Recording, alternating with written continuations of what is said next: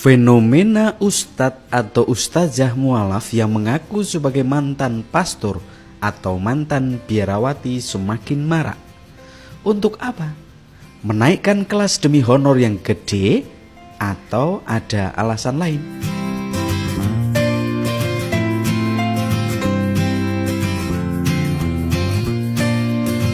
Sudah sekian lama muncul gelombang pengakuan ustadz atau ustazah mualaf. Mereka bilang kalau mantan pastor, mantan suster, atau mantan pacar, salah ya.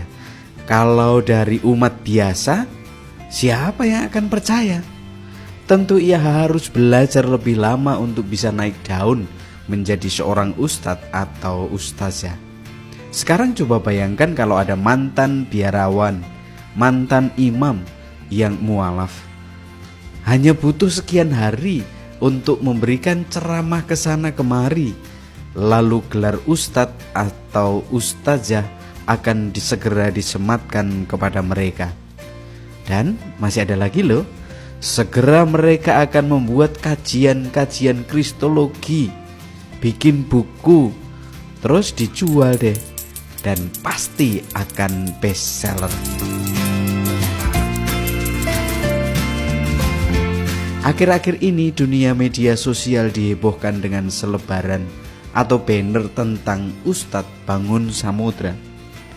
Di situ dituliskan bahwa ia lulusan pendidikan doktor atau strata 3 Vatikan. Wow, Vatikan loh. Sudah dipastikan dengan gelar ini jemaah akan dibuat terkesima dan akhirnya laku keras. Walaupun belakangan ada ralat kalau yang benar itu pendidikan strata 2 di Vatikan. Katanya sih salahnya panitia.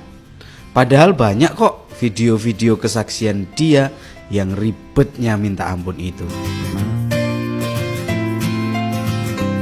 Bahwa ia seorang mualaf bisa benar. Bahwa ia mantan pastor? Nah, mari kita cek kebenarannya. Kita mulai dari jenjang pendidikan. Saking cerdasnya, jenjang pendidikan 2 tahun bisa ia selesaikan dalam 1 tahun loh. Ya mungkin karena kecerdasannya pula ia tidak ditaruh di paroki, tetapi disuruh belajar di sekolah filsafat dan teologi. Seharusnya diselesaikan dalam 10 semester atau kira-kira ya 5 tahun gitulah. Tetapi berhubung dia sangat cerdas, bisa selesai dalam 3 tahun. Kalau orang cerdas mah bisa apa saja kan?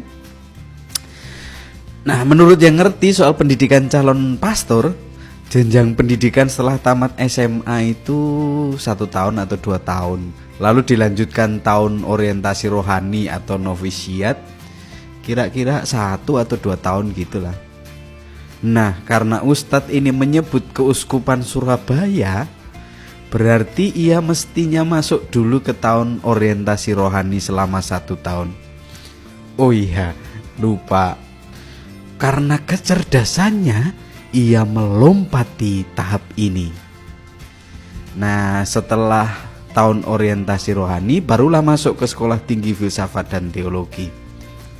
Menurut pengakuan Ustadz Bangun Samudra, karena kecerdasannya, dia itu langsung naik level atau akselerasi gitulah.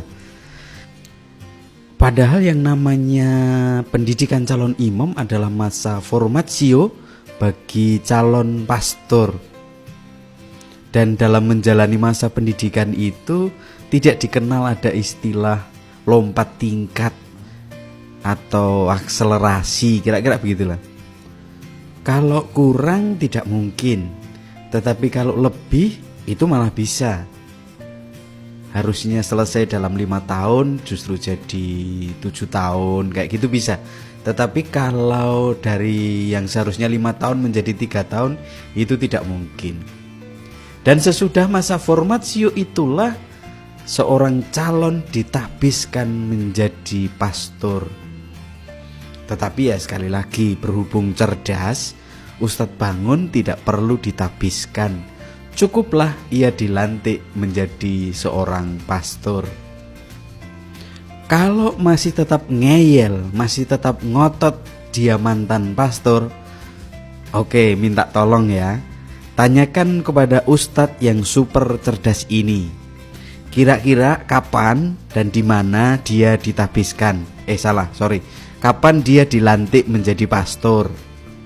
Terus siapa uskup yang melantiknya? Dan satu lagi, apakah ia punya dokumen yang nunjukin kalau dia itu seorang pastor? Jadi begini, seorang pastor itu pasti memiliki tanda bukti yang disebut celebrate. Celebrate ini berupa sebuah kartu semacam KTP gitulah. Bagian depan berisi identitas pemilik kartu, sementara bagian belakang berisi rekomendasi untuk merayakan misa dan menerima pengakuan dosa. Rekomendasi ini tertulis dalam 3 bahasa: bahasa Indonesia, bahasa Inggris, dan bahasa Latin. Tidak sembarang orang juga bisa mengeluarkan kartu ini. Celebrate dikeluarkan oleh keuskupan di mana seorang pastor itu terinkardinasi. Kira-kira ustadz yang super cerdas ini pernah punya enggak ya? Jangan-jangan lihat barangnya aja belum pernah.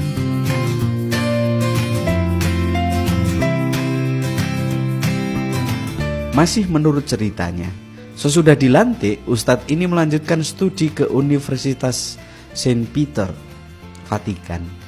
Mungkin karena kecerdasannya yang super, ia mampu menemukan universitas itu di Vatikan.